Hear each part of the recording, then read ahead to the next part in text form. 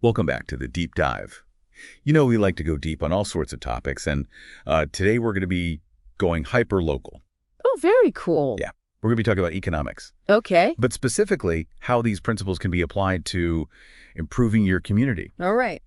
So we're going to be unpacking this pretty interesting economics treatise. It kind of flips conventional wisdom on its head, reveals some surprising truths about markets, money, and even the role of government. Interesting. Yeah. So Yeah.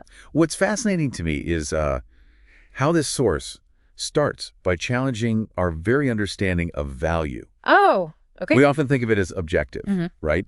Like there's a price tag, that's the value. Right. But it's really entirely subjective. Absolutely. Have you ever, I mean, I'm sure you've experienced this firsthand, but think about that difference between that first delicious cup of coffee in the morning Oh, yeah. and say the fifth one. Yeah. No, totally. It's, I mean, the first one is just like bliss, but the fifth one, you're like, all right, I think I've had enough. Right. You're like jittery and overcaffeinated. Yeah, exactly. So that's the principle of marginal utility at work. Right. The more you have of something, the less you value each additional unit. Yeah. Okay, so how does this idea of subjective value play out in our local economies? Well, I think what it means is that opportunities to create value exist everywhere, Okay. even in unconventional ways. Okay. You know, like when you think about economic activity, what do you think about? Oh, like a bustling city center. Yeah, like a downtown area. But Lots of shops and businesses. But a local farmer's market is also a prime example of this principle in action. Oh, Yeah. that's so true. Yeah. Each vendor is offering something unique, something they believe their neighbors will value. And the shoppers are there because they see value in what's being offered. You know, whether it's fresh produce or handmade crafts or just the experience of connecting with their community. Absolutely, yeah. Okay. And I think connecting this to the bigger picture, you know, the understanding that value is subjective can empower us to become more active participants Yeah. in our local economies. We're not just passive consumers, you know, taking whatever's offered. We can seek out and support those businesses and initiatives that align with our values Yeah. and meet our community's unique needs. This reminds me of this bakery in my town. They started offering gluten-free bread because they saw a need in the community that wasn't being met by larger grocery stores. Right. And their businesses flourished because of it. They identified a way to create value for a specific group of people. That's a perfect example. Yeah. And it highlights how understanding these economic principles, like subjective value, can help local entrepreneurs thrive. Right. Now, let's talk about another economic player that often gets a bad rap. The capitalist. Yes. The Often portrayed as a greedy tycoon, hoarding wealth. Right. But this source paints a different picture. Interesting. Okay. Yeah. It argues that capitalists actually play a vital role in making goods and services available to us sooner Okay. than we could get them on our own. Oh, yeah? And they do this through saving and investment. Okay. I'm intrigued. Help me understand this. How does a capitalist act as a sort of time traveler, bringing future goods to the present? Okay. Let's imagine you need a new bookshelf. Okay. All right. I'm with you. And so without someone willing to invest capital up front, What? you might have to wait months for the lumber to be harvested, Right. for the wood to be processed, and the bookshelf to be built before you could even purchase it. Yeah. Right.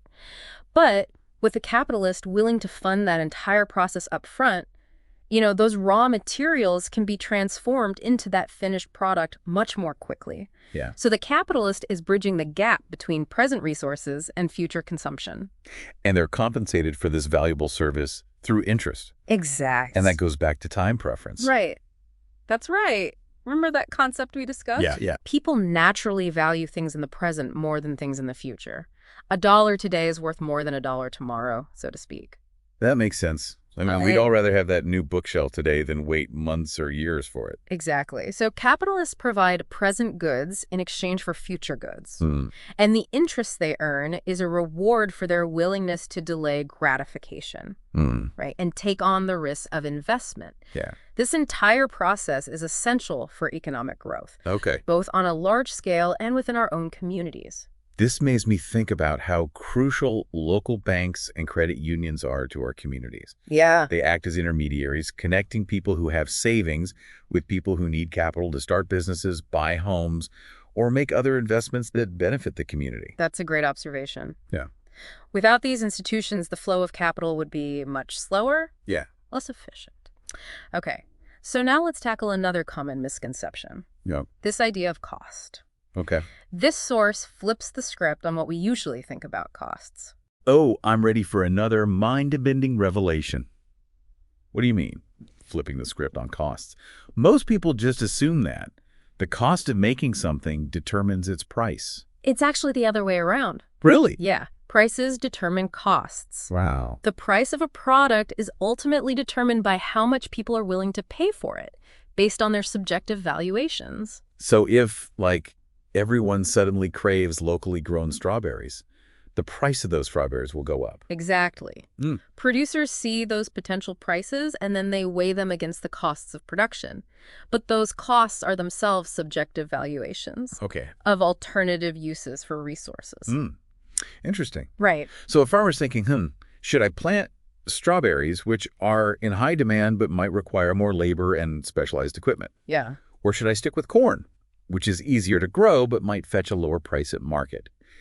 They're constantly evaluating these trade-offs based on what's happening in the market. Absolutely. Precisely. Right. And this has major implications. For thinking and acting locally, it means that we, as consumers, have more power than we realize to shape our economic landscape through our choices. So by supporting local businesses, buying from local farmers, choosing to repair something instead of throwing it away, we're sending signals to producers about what we value. Exactly. And those signals influence their decisions about what to produce, how to produce it, and how to price it. Absolutely. Think about the recent surge in popularity of farmers markets. Yeah. This trend indicates a growing demand for fresh local produce, which encourages more farmers to adopt sustainable practices, focus on quality over quantity. That's so empowering. It's making me rethink my own spending habits. Like every purchase is a vote for the kind of world I want to live in. Right. And those votes have a real impact on my local economy. You're absolutely right. It's about recognizing that we're not just passive bystanders in the economic system. We have the power to shape our communities through our choices. And this brings us to another critical topic, the role of government. Oh, I sense a shift in tone. What happens when the government decides to, shall we say, meddle in these voluntary exchanges? Well, well-intentioned government policies can sometimes backfire, creating unintended consequences that harm the very people they're trying to help. Our source material offers some striking examples. Okay, give me a local example. What kind of meddling are we talking about? Okay, let's look at rent control. Often implemented with the goal of making housing more affordable. Right. But what often happens is that it leads to shortages, reduced housing quality, and even black markets. Because landlords, faced with capped rental income, might cut corners on maintenance or be less likely to invest in new housing construction? Exactly, yeah. And this can lead to a decline in the overall quality and availability of rental units. So it's not just about abstract economic theory. It's about the real-world impact on our neighborhoods, our families, and our friends. This is making me think about how crucial it is to be informed about local policies and how they might affect our community. Right. It's a powerful reminder that even policies designed with good intentions can have unintended consequences. And that thinking and acting locally requires us to be informed and engaged citizens who are willing to question the status quo and advocate for policies that truly benefit our communities. And speaking of acting locally, if you find value in our deep dives, please consider supporting us by visiting thinkandactlocally.com/donate. Absolutely, Your contributions help us continue creating content like this. The link is in the show notes. Great. Okay, let's unpack another example of government intervention that often has unforeseen consequences. All right. What about those monopoly grants? This is where the source material gets really interesting. It argues that government-granted monopolies, while seemingly intended to promote stability or control, often harm consumers and stifle economic growth. Okay. What are some real-world examples of these monopoly grants, and how have they impacted local communities? Historically, taxi medallions in many cities were a prime example.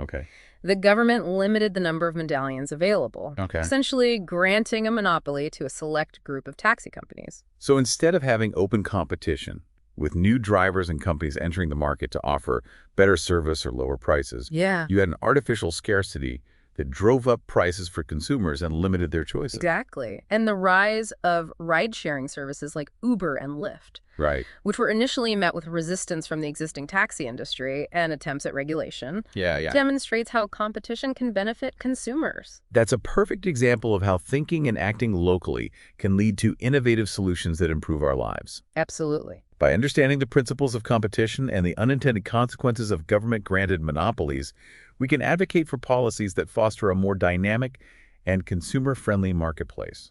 It's about recognizing that our choices as consumers and our voices as citizens can shape the economic landscape of our communities.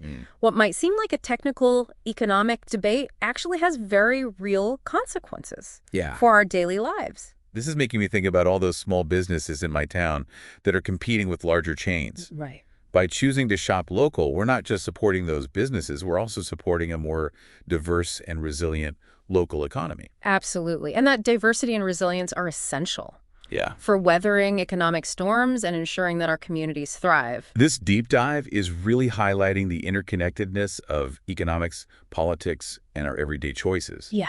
It's not just about abstract theories, it's about understanding how these principles play out in the real world, right here in our own backyards. You've hit the nail on the head. And as we continue this deep dive, we'll explore more examples of how these concepts can be applied to create a more just and prosperous future for our communities. Awesome. I'm looking forward to it. So we just talked about monopolies and how those can really impact our communities. Right. What I'm realizing is that economics is about way more than just like numbers and graphs. Right. It's about how people make choices. Yeah. And how those choices like ripple through our towns and cities. Absolutely. And speaking of choices, let's talk about money. Oh, yeah, money. It's something we all use every day. But have you ever stopped to think about what money actually is? Honestly, not really.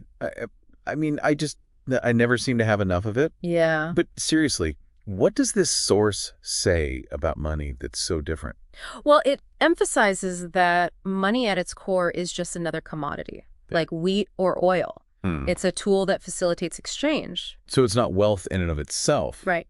But a way to represent value Yeah. and make trading easier. Exactly. So instead of bartering where I have to find someone who wants my extra chickens in exchange for, say, fixing my roof, money allows for much more flexibility and specialization. This is making me think about those like buy local campaigns that encourage people to spend their money within their communities. Right. The idea is the money circulates locally, supporting local businesses and jobs. That's a great example of how thinking and acting locally can have a real impact. Yeah. By consciously choosing to spend our money locally. Yeah. We're effectively investing in our own communities, we're supporting our neighbors, creating jobs, and building a more resilient local economy. It's almost like we're creating our own mini economic ecosystem. Yeah. The more we support local businesses, the more those businesses can grow and hire more people, which in turn creates more customers for other local businesses. Precisely. And this brings us to another fascinating concept from our source material. Okay. The money regression theorem. Okay. That sounds a bit intimidating. Yeah. Can you break that down for me? Sure. So it essentially explains how money,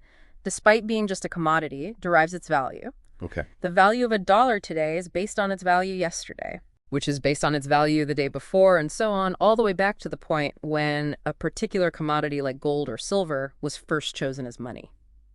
So it's like tracing the family tree of money. Yeah. Its current value is connected to its historical roots. That's a great analogy. Yeah. It's a reminder that money, despite its abstract nature, is ultimately grounded in real-world choices and agreements that people have made over time. This is making me think about those local currencies that have popped up in some communities like time banks or barter systems. Yeah. It's like people are rediscovering the power to create and manage their own mediums of exchange. That's a fascinating phenomenon, and it speaks to the enduring human desire to find creative solutions to economic challenges, especially at the local level. Okay, let's talk about the elephant in the room, the government. Okay. We already touched on how government intervention can sometimes backfire. Right. What does this source have to say about the government's role when it comes to money? Well, this is where it gets really interesting. The source argues that one of the most dangerous things a government can do is manipulate the monetary system.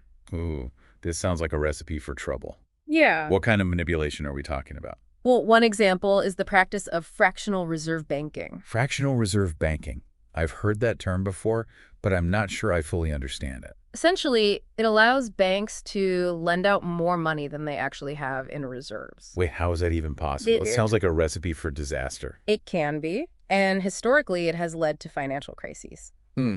The idea is that banks, by lending out a portion of their deposits, can create new money and stimulate economic activity, but this system is inherently unstable. Because if everyone suddenly decides they want to withdraw their money, the banks won't have enough to cover all those requests. Exactly. It's like a giant game of musical chairs. Right. And when the music stops, someone's left standing without a seat. Exactly. And the fallout from these banking crises can be devastating. Particularly for local communities, businesses can go bankrupt, jobs can be lost, and the ripple effects can be felt for years. This reminds me of the 2008 financial crisis. And how it devastated so many communities. Homes were foreclosed on, businesses shut down, people lost their livelihoods.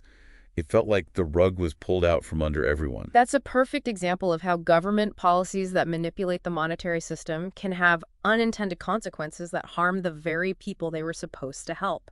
So when we talk about thinking and acting locally with regard to money, it also means being aware of these larger systemic issues. Right. And advocating for policies that promote financial stability and resilience. Absolutely. It's about recognizing that money, despite its seeming simplicity, is a powerful tool that can be used for both good and ill. And we need to be vigilant in ensuring that it's used responsibly, both by individuals and by those in positions of power. This deep dive is really making me question my assumptions about money. It's not just about personal wealth or transactions. It's about power trust and the delicate balance of the entire economic system. You're hitting on something really important here. Money is a social construct, a reflection of the agreements and values we hold as a society. This makes me think about the ethical implications of money. How can we use it as a tool to create a more just and equitable society? How can we ensure that it's used to benefit everyone, not just a select few? Those are crucial questions and ones that economists, policymakers, and citizens are grappling with right now. What's clear is that the landscape of money is constantly evolving. And we need to be prepared to adapt and evolve along with it. So thinking and acting locally in the context of money also means staying informed about these emerging trends. Engaging in thoughtful conversations about their potential impact. And advocating for policies that align with our values. Well said. It's about recognizing that we have both individual and collective responsibility when it comes to money. Our choices matter, and we can use our voices and our actions to shape a more just and sustainable economic future for our communities. This deep dive is making me think about the choices I make every day as a consumer. Every purchase is a vote. And those votes add up. By supporting local businesses and investing in my community, I'm not just spending money. I'm making a statement about the kind of world I want to live in.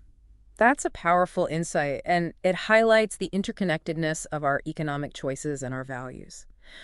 Now, let's shift gears a bit and explore another fascinating concept that's often misunderstood, the relationship between prices and consumption. Prices and consumption. It sounds pretty basic, but I bet this source has something surprising to say about it. You're right. It challenges the common assumption that prices are objective and fixed. In reality, they're a reflection of subjective valuations. Wait, what? How can prices be subjective? I see them clearly printed on price tags. Well, those prices are simply expressions of the relative exchange rates between different goods and services. And those exchange rates are ultimately determined by how much individuals value those goods and services at a particular moment in time. So if everyone suddenly develops a craving for locally roasted coffee, the price of those coffee beans will go up. Exactly. Because people are willing to pay more for them. Exactly. Those prices are constantly fluctuating based on the forces of supply and demand, which are themselves driven by individual preferences and choices. So it's like a giant economic dance floor with prices reflecting the popularity of different goods and services at any given moment. That's a great way to visualize it, and it highlights how dynamic and unpredictable the market can be. This is making me think about how sometimes the prices of certain goods like gasoline or groceries suddenly spike. It can feel chaotic. But it's actually the market responding to changes in supply and demand. Which can be influenced by a whole range of factors, from weather patterns to global events. You're exactly right. And those price fluctuations can have a real impact on our daily lives, especially for people living on tight budgets. This is making me think about Those food banks and community kitchens that are so vital to our communities. Yeah. When prices of essential goods rise, it's often the most vulnerable among us who are hit the hardest. That's a crucial point, and it underscores the importance of having a safety net in place Yeah. to support those who are struggling to make ends meet, especially during times of economic uncertainty. This is highlighting the importance of community and the need to look out for one another, especially when times get tough. It's not just about individual success, it's about collective well-being. You've hit the nail on the head, and this brings us to another fascinating nuance of the price-consumption relationship, the concept of marginal utility, which we touched on earlier. No, right. The idea that the more you have of something, the less you value each additional unit. Exactly. And this principle plays a significant role in how we consume goods and services. We tend to prioritize those things that provide us with the greatest marginal utility, allocating our resources accordingly. So that first slice of pizza might be pure heaven. But by the third or fourth slice, the enjoyment might start to diminish. Right. Eventually, we reach a point where the additional satisfaction simply isn't worth the cost, both in terms of money and calories. That's a perfect illustration. And this diminishing marginal utility explains why we don't just keep consuming more and more of a particular good, even if the price is low. Right. At some point, the additional benefit simply doesn't justify the cost. This makes me think about all the impulse purchases I've made. Yeah. Only to regret them later. Right. It's like my marginal utility for that item was temporarily inflated by clever marketing or a fleeting desire. But once the novelty wore off, I was left with buyer's remorse. We've all been there, and it highlights how our consumption choices can be influenced by a variety of factors, not just rational economic calculations. Right. Our emotions, our social environment, and even our cultural values all play a role. So when we talk about thinking and acting locally with regard to consumption, Yeah. it means being mindful of these influences, Yeah. making informed choices that are aligned with our long-term well-being and the health of our communities. You're exactly right. It's about recognizing that we're not just passive consumers blindly following the dictates of the market. We have the power to make conscious choices that reflect our values and contribute to a more sustainable and fulfilling way of life. This deep dive is really helping me understand the psychology of consumption. It's fascinating how our decisions are influenced by this complex interplay of factors, both internal and external. And that understanding can empower us to become more conscious and intentional consumers, making choices that benefit both ourselves and our communities. Now, as we continue to unpack these complex ideas, it's important to remember that they're not just abstract theories. Right. They have real-world consequences, especially at the local level. Right. We talked earlier about how buying local can support our neighbors Yeah. and build a more resilient local economy. Right. But there's another side of that coin, how global events and trends can impact our communities. Right. You're thinking about how prices and consumption patterns can vary significantly from one community to the next, Yeah. reflecting the unique characteristics and needs of each. Exactly. What might be a hot commodity in one town might be completely irrelevant in another. Right. It's all about understanding the local context Yeah. and recognizing that economic realities are often most vividly experienced at the community level. You've hit the nail on the head, and this local perspective is crucial when we consider the impact of changes in supply and demand. Right. We've talked about how those forces are constantly pushing and pulling on prices. Yeah. Like a giant cosmic dance. Right. But sometimes that dance floor gets a little crowded, or maybe someone steps on someone's toes. Yeah. And things get a bit messy. That's a great way to put it, and it brings us back to that idea of interconnectedness. Yeah. What happens in one part of the world can ripple through global supply chains and have a very real impact on our local communities. This is making me think about how the war in Ukraine disrupted global wheat supplies, Right. leading to price increases for bread and other staples, Yeah, even in communities far removed from the conflict. exactly. And those price hikes have real consequences for families trying to put food on the table. It highlights the importance of having resilient local food systems and supporting policies that promote food security. It's like a wake-up call to think about where our food comes from, how it gets to us, and what we can do to support a more sustainable and equitable food system. Right. You're thinking about how we can think and act locally by supporting local farmers' community gardens Yeah. and initiatives that promote food justice. Exactly. It's about recognizing that our choices as consumers have a ripple effect, and that we can use our purchasing power to support a more resilient and just food system. You're absolutely right. And this brings us to another fascinating aspect of the supply and demand dynamic, how changes in these forces can impact not just prices, but also the allocation of resources within an economy. Okay, I'm intrigued. How do these forces shape what gets produced where and by whom? Okay, well, imagine a scenario where the demand for a particular good, let's say electric vehicles, Okay. suddenly increases. Maybe there's been a breakthrough in battery technology, Hmm. or perhaps government incentives are making electric vehicles more affordable. Exactly. As the demand for electric vehicles rises, the price will naturally increase, signaling to producers that there's a profit opportunity in producing more of them. So car manufacturers might start shifting their production lines away from gasoline-powered cars and towards electric vehicles. Precisely, and this wouldn't happen through some centralized government decree. Right. It would occur organically as producers respond to the signals sent by prices and consumer demand. It's like a giant game of economic chess with prices serving as the strategic moves that guide the allocation of resources across the board. That's a fantastic analogy, and it highlights how prices, despite their seeming simplicity, play a crucial role in coordinating economic activity and ensuring that resources are allocated to their most valued uses. This is making me think about those local businesses that had to adapt during the pandemic. Some restaurants started offering takeout and delivery services, while others pivoted to selling groceries or meal kits. Right. It was a difficult time, but it also showcased the ingenuity and resilience of local entrepreneurs. That's a perfect example of how businesses driven by the forces of supply and demand can adapt and innovate to meet the evolving needs of their communities. Yeah. And that adaptability is essential for a thriving local economy. So thinking and acting locally in the context of supply and demand means not just understanding how these forces impact prices, Right. but also recognizing that local businesses are constantly responding to these signals, Absolutely. adjusting their production and services to meet the unique needs of their communities. You've hit the nail on the head. It's about appreciating the dynamism and interconnectedness of local economies, where businesses, consumers, and producers are constantly engaged in this dance of supply and demand. This deep dive is really making me appreciate the complexity of the economic system, both on a global and a local scale. And that nuanced perspective is crucial for informed citizenship and effective advocacy. We need to recognize that markets, while powerful tools for creating prosperity, aren't perfect. Right. Sometimes they require thoughtful interventions to ensure fairness, stability, and a level playing field for all participants. This is making me think about how our understanding of economics can be used to advocate for positive change within our communities. We can support local businesses that are creating jobs, investing in sustainable practices, and contributing to the overall well-being of our neighborhoods. That's a great point. We can also support policies that encourage entrepreneurship, foster innovation, and create opportunities for all members of the community to participate in the economic system. This conversation is really emphasizing the interconnectedness of everything, how local choices can have global consequences, and vice versa.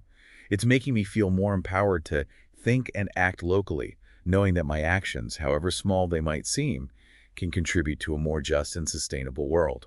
That's the beauty of understanding economics. It's not just about abstract theories, it's about empowering individuals and communities to create positive change. This deep dive is really challenging my assumptions about how the world works. Yeah. And giving me a whole new set of tools to analyze and engage with the economic forces that shape our lives. You're exactly right. It's about moving beyond simplistic narratives and embracing the complexity of the economic landscape. Now, as we continue to explore these nuances, I want to shift our focus to a concept that often sparks heated debates: monopolies. Term that's thrown around a lot. Right. But I'm feeling this source has something unique to say about it. You're right. One of the key insights from our source material is that true monopolies, in the strict economic sense, are actually quite rare. Really? But we hear about monopolies all the time. Yeah. Big tech companies, pharmaceutical giants, energy conglomerates. Yeah. Are you saying these aren't real monopolies? Not in the purest sense of the word. Our source defines a monopoly as a situation where there is a single seller of a good or service for which there are no close substitutes. So it's not just about being big or having a large market share. Right. It's about having absolute control over a product or service that people simply can't get anywhere else. Exactly. And that kind of absolute control is incredibly difficult to achieve in a dynamic market, where new technologies, innovative competitors, and evolving consumer preferences are constantly disrupting the status quo. This is making me think about those companies that were once considered invincible, like Kodak or Blockbuster. Right. They seem to have a stranglehold on their respective industries, but then they fail to adapt. and new competitors emerged offering better products or services. Those are perfect examples, and they highlight how competition, even when it seems dormant, is a powerful force that can disrupt even the most entrenched market dominance. So if true monopolies are so rare, why do we hear about them so often? Because the term monopoly is often used loosely to describe any company that has a significant market share or exerts considerable influence within its industry. Okay. But as our source points out, this conflates true monopoly with market dominance, which is a different concept. Okay, I'm starting to see the distinction.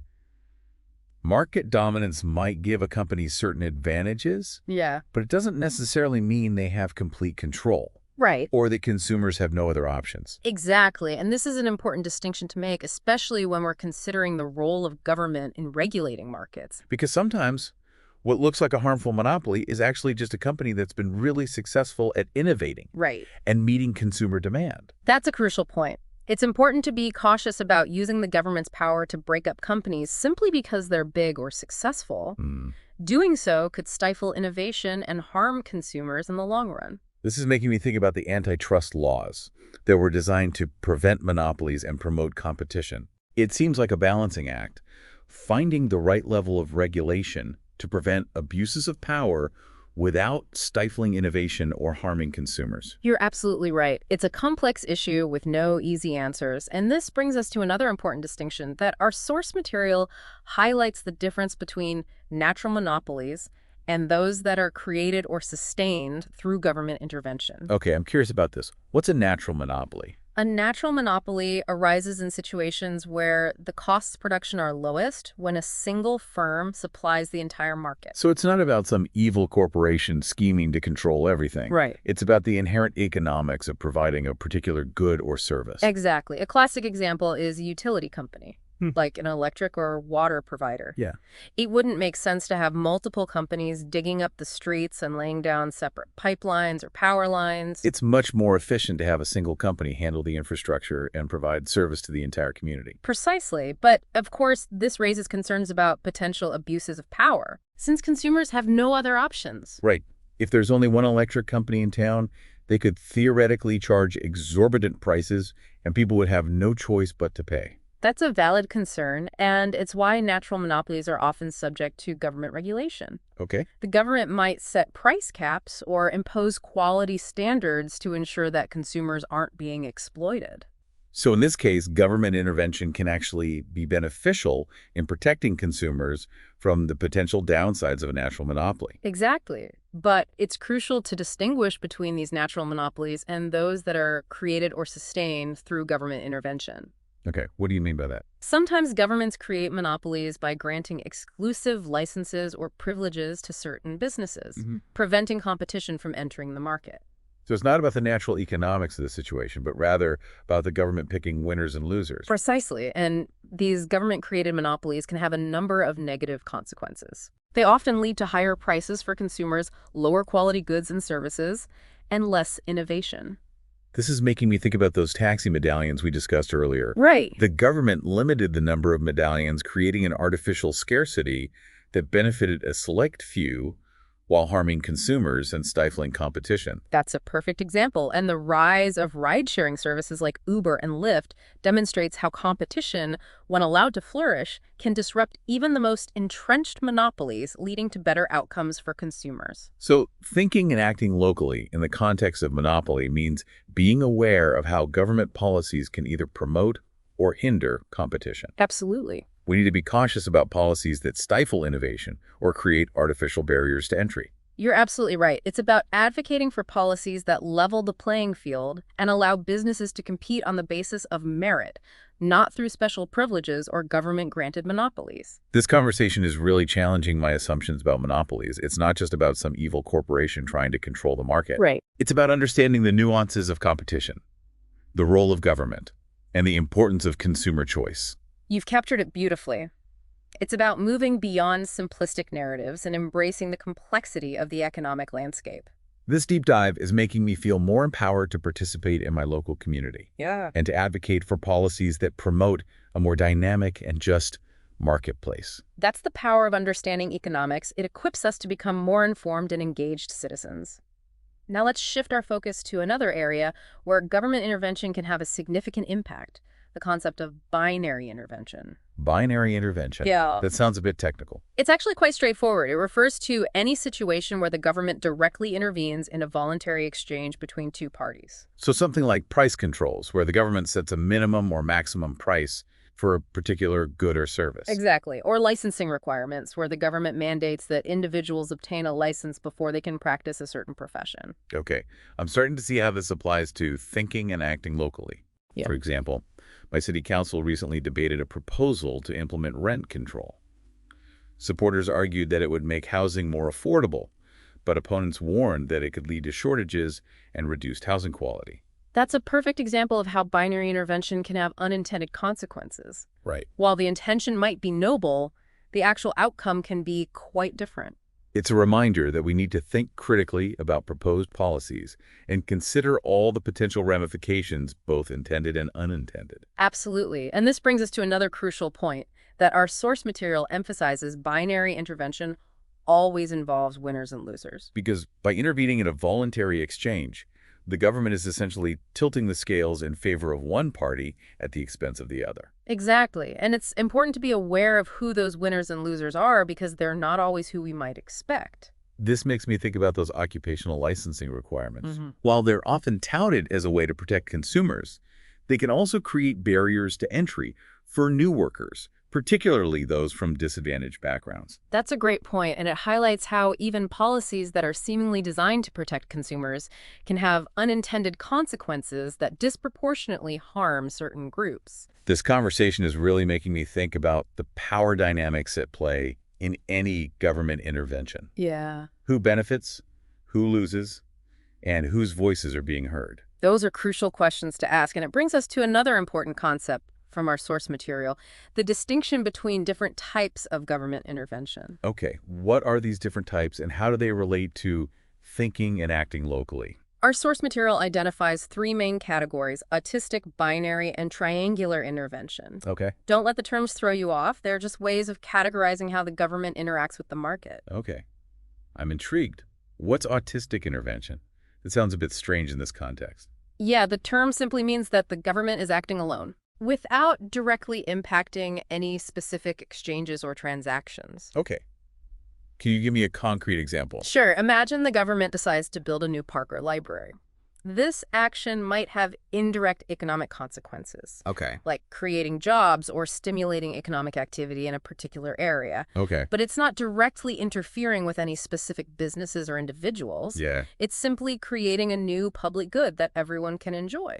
So things like roads, bridges, public schools, those would all fall under the category of autistic intervention. Precisely. Now, binary intervention, as we discussed earlier, is a bit different. Okay. It involves the government directly interfering with a specific exchange between two parties. Like those price controls or licensing requirements we talked about? Exactly. And as we discussed, binary intervention can have unintended consequences that harm the very people it's trying to help. Right, because it disrupts the natural forces of supply and demand and can lead to shortages, surpluses, or black markets. You've got it. Now, the third category, triangular intervention, is perhaps the most complex. It involves the government not only interfering with an exchange, but also altering the nature of the product or the persons involved in the exchange. Okay, that sounds a bit more abstract. Can you give me a real-world example? Of course, a classic example is a law that prohibits the sale of alcohol to minors.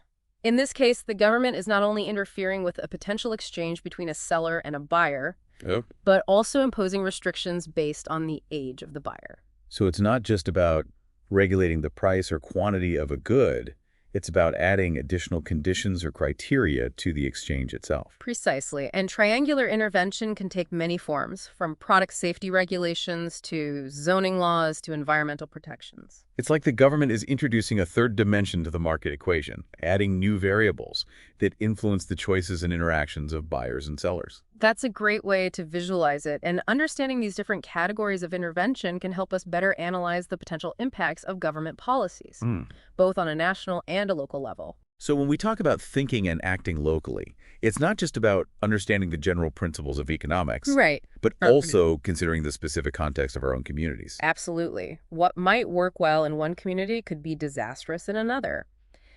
It all depends on the unique needs and circumstances of each place. This framework of autistic binary and triangular intervention is really helpful. It's making me think more critically about the different ways government policies can impact our lives. And that critical thinking is essential for informed citizenship and effective advocacy. By understanding how governments can interact with the market, we can engage more effectively in the political process to shape policies that benefit our communities. This deep dive is highlighting the interconnectedness of economics and politics. Our choices in both realms have real consequences, and we can't afford to be passive bystanders. You're absolutely right. We need to be informed, engaged, and proactive in shaping a future that aligns with our values. Now, as we delve deeper into this complex interplay between economics and government intervention, it's important to remember that the government isn't some monolithic entity acting on its own accord. Right. It's comprised of individuals, each with their own motivations, ideologies, and agendas. That's a crucial point. Understanding those individual motivations can help us to better understand why governments intervene in the market the way they do. Exactly, and it's not just about economic theories. It's about power dynamics, political influence, and the often competing interests of different groups within society. This makes me think about the concept of rent-seeking, where individuals or businesses use their political influence to secure special privileges or benefits from the government, often at the expense of consumers or their competitors. That's a perfect example. Rent-seeking can take many forms, from subsidies and tax breaks to regulations that stifle competition and protect incumbent businesses. And those rent-seeking activities can distort markets, discourage innovation, and ultimately harm consumers and the economy as a whole. You're absolutely right. And the cost of this rent-seeking is often borne by those who are least able to afford it: small businesses, consumers, and taxpayers. This is making me think about all the lobbying efforts by special interest groups to influence government policy in their favor. It's like a constant tug of war, and the winners are often those with the most money and influence, not necessarily those with the best ideas or the most deserving causes. It's a sobering thought, and it highlights the importance of transparency, accountability, and a level playing field when it comes to government policymaking.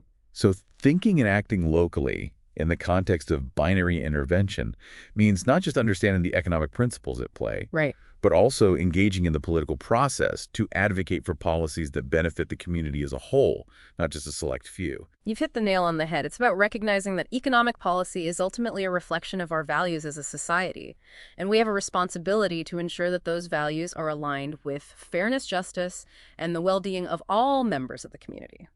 This deep dive is making me realize that economics and politics are deeply intertwined, and that our choices in both realms have profound consequences for our communities. You're absolutely right. We can't afford to be passive bystanders. Yeah. We need to be informed, engaged, and proactive in shaping a future that reflects our values. This conversation has been incredibly enlightening.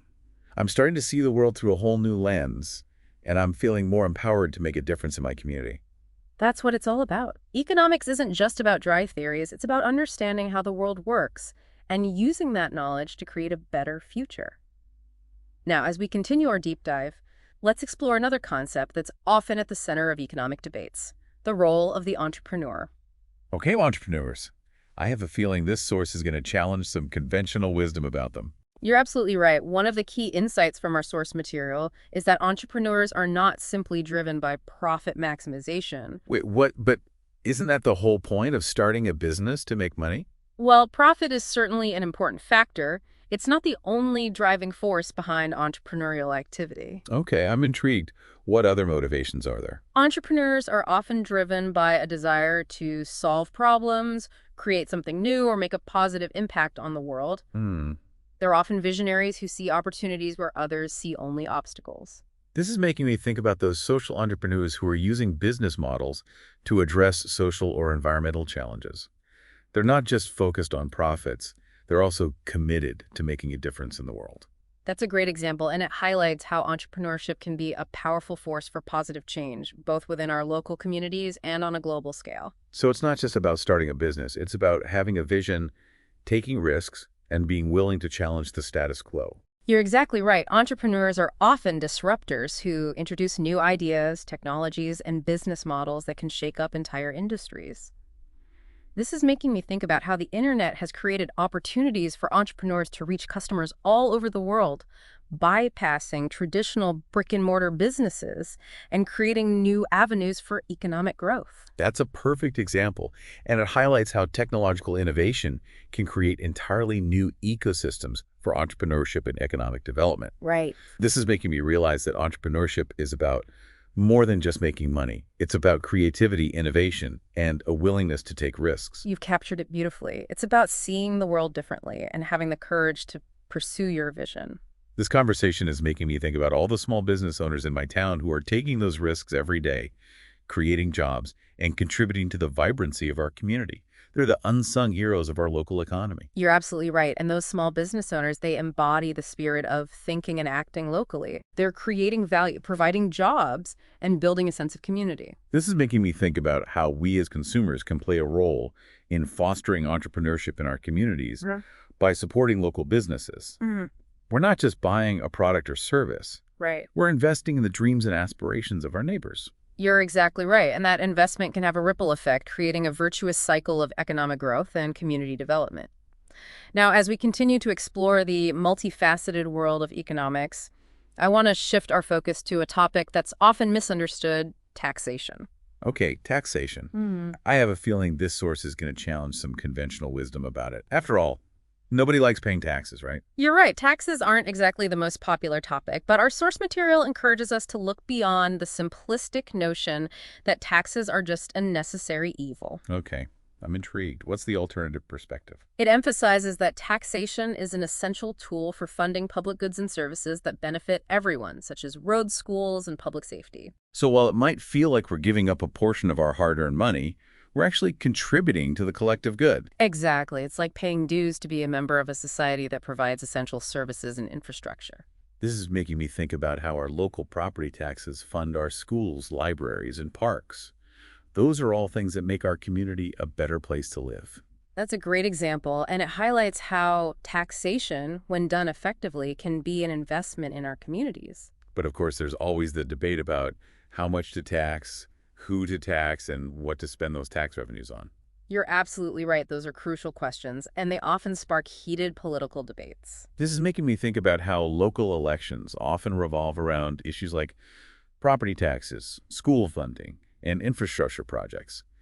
It's a reminder that these economic decisions have very real consequences for our daily lives. You've hit the nail on the head, and it highlights the importance of being informed and engaged citizens who participate in the political process. So thinking and acting locally in the context of taxation means not just grumbling about paying our taxes, Right. but also understanding how those taxes are being used to fund essential services and advocating for policies that align with our values. Well said. It's about recognizing that taxation is a collective responsibility and that we have a role to play in ensuring that it's done fairly and effectively. This conversation is making me realize that economics is woven into every aspect of our lives, It really is. from the choices we make as consumers to the policies we support as citizens. You're absolutely right. Economics isn't just some abstract academic discipline. It's about understanding the forces that shape our world and using that knowledge to create a better future. This deep dive has been incredibly insightful, and I want to thank you for sharing your expertise with us. You've given me a whole new framework for understanding the economic landscape, especially at the local level. It's been my pleasure. I'm always excited to explore these ideas and to see how they can be applied to create positive change in communities. And for our listeners, we hope this deep dive has sparked your curiosity and empowered you to think and act locally. Remember, your choices matter. By supporting local businesses, engaging in your communities, and advocating for policies that align with your values, you can make a real difference. And speaking of making a difference, if you found value in these deep dives and want to support us in creating more content like this, please consider visiting our website, thinkandactlocally.com/donate. The link is in the show notes. Your contributions help us keep this show going and reach a wider audience with these important ideas. Thanks for joining us on this deep dive, and we'll see you next time for another exploration of a fascinating topic.